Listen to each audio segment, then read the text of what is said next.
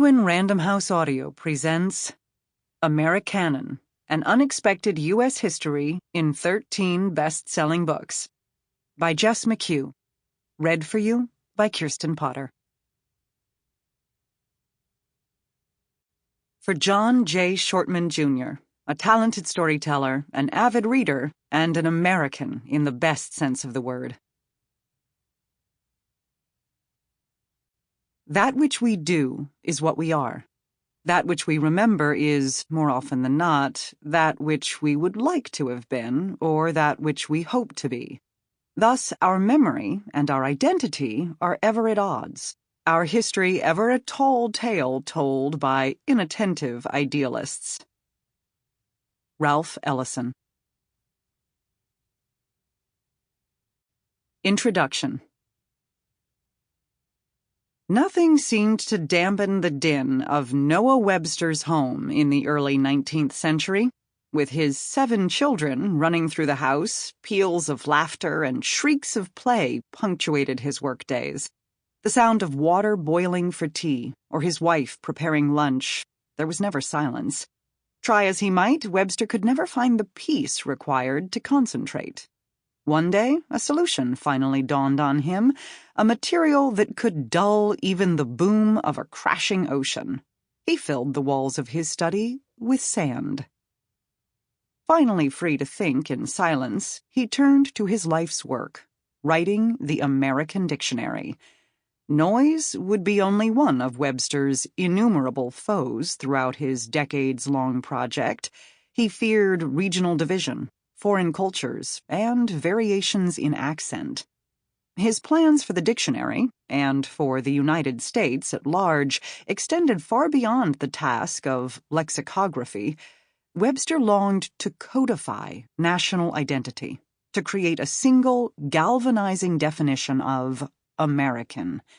His critics decried his project as perfectly absurd, vulgar, and subtle poison.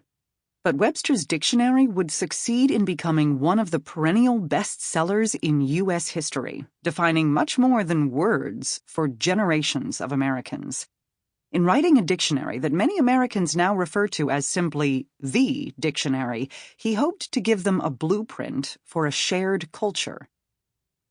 It would become one of a number of American Bibles, those dog-eared books for daily life that ostensibly taught readers one subject, all while subtly instructing them about their role in society and their responsibilities to family and to country. These were dictionaries, school primers, cookbooks, how-to guides, and self-help manuals spanning the full range of our 245-year history, many of which sold tens of millions of copies, setting out specific archetypes for the ideal American, from the self-made entrepreneur to the devoted homemaker or the humble farmer.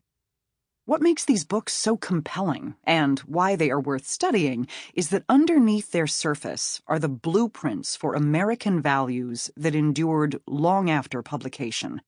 The foundation for American popular culture can be located more easily not in highbrow literary books, or even in the Constitution, a text that fewer than half of Americans read, but in the ordinary instructional books that average Americans have consulted every day. All the books in this collection are either guidebooks or texts with an explicitly didactic bent. While a cookbook, a self-help book, and a dictionary might seem disparate, they are united in the way they functioned in people's lives. These how-to books taught people certain skills, all while delivering messages about American beliefs, encoding everything from individualism and self-reliance to meritocracy and personal freedom. People also tended to treat these books in a similar fashion, not reading them once and putting them away, but rereading them, using them every day, and even passing them on to their children. Novels might be the books we love hardest and remember most fondly, but these are the books that raise us. What better way to understand a people than to look at the books they consumed most, not the ones they were told to read by teachers or parents, or read once and put on a shelf, but the ones they returned to again and again, with questions about everything from spelling to sex. I've chosen books from the full scope of American history to the end of the 20th century based on their outsized influence and their status as bestsellers, usually in the tens of millions range, using data from the New York Times, Publishers Weekly, and a select few authoritative lists. To avoid personal bias, I relied heavily on the data, focusing on those nonfiction how-to books that have consistently sold the most and influenced the greatest number of people throughout history. But sales in themselves were not enough of a reason for me to include a book here. I combed through newspaper and magazine archives to see which books struck a chord in the national conversation, which authors went on to spread their message through syndicated columns, radio shows, and sequels. I looked also to the books that spurred some change in an established custom or mode of thinking, or those that inspired other authors to write a best-selling book promoting a similar ideology. Academics across disciplines of American cultural study, literature, history of science, and history of publishing have deeply informed this list, helping to discern not just what sold well, but what reflected or reshaped the ideals of our national consciousness throughout history. These bestsellers showed Americans what they could aspire to, namely, an ever-evolving archetype that addressed the challenges, conflicts, and insecurities of its time. They reveal the extent to which the things we take for granted about being American, freedom, justice, and liberty for all, are part of a constructed narrative in the goal of survival, economic prosperity, and social stability. Like most myths, they are lodged somewhere between an aspirational ideal and a pernicious delusion.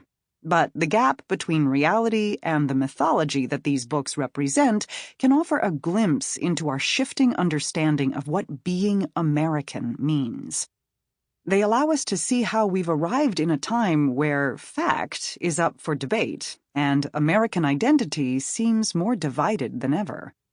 These books grapple with questions such as, what does it take to be a good American? And who gets to decide? The relevance of how-to books is a product of American culture itself. If one of the highest compliments we pay one another is the moniker of self-made, then asking for help becomes at least a little shameful. These books have helped generations of Americans avoid that awkward need that everyone has for assistance. If we can ask a book for help, the logic goes, then at least we do not have to ask another person, much less a stranger, a priest, or a government program. Beyond their practical purposes, these books served as a refuge from ambiguity, offering both reassurances of who we were and the promise of control in times of turmoil. The appearance of many of these books was clustered around war, economic depression, or societal upheaval. Their publication tended to follow the American Revolution, the Civil War, the Great Depression, and World War II, to name a few. Our society is more uncontrollable, disparate, and diverse than these authors would want us to believe, but their books served as a salve for national tumult, and their vision of the good American gives us fresh insight into our own identity. Noah Webster and Dale Carnegie wrote our national story, just as Benjamin Franklin and Thomas Jefferson did. Their beliefs and quirks became the values and habits of millions of Americans, woven into our cultural DNA over generations of reading and rereading. And yet, their motivations, ranging from a desire to be useful or an attempt to cope with personal trauma, all the way up to commercial gain and nationalist fervor, often remain unexamined. These authors at once recorded elements of American customs or behavior and shaped the culture by codifying it. They alone did not invent the ideas of the self-made man or the domestic housewife, but they amplified existing strains of thought to the point of becoming mass culture, all while mixing in their own agendas, incorporating their fingerprint into the daily lives of millions of people. Reference books or guidebooks are meant to convey facts without ulterior motive. But these books were forged in the crucible of their author. Sample complete. Ready to continue?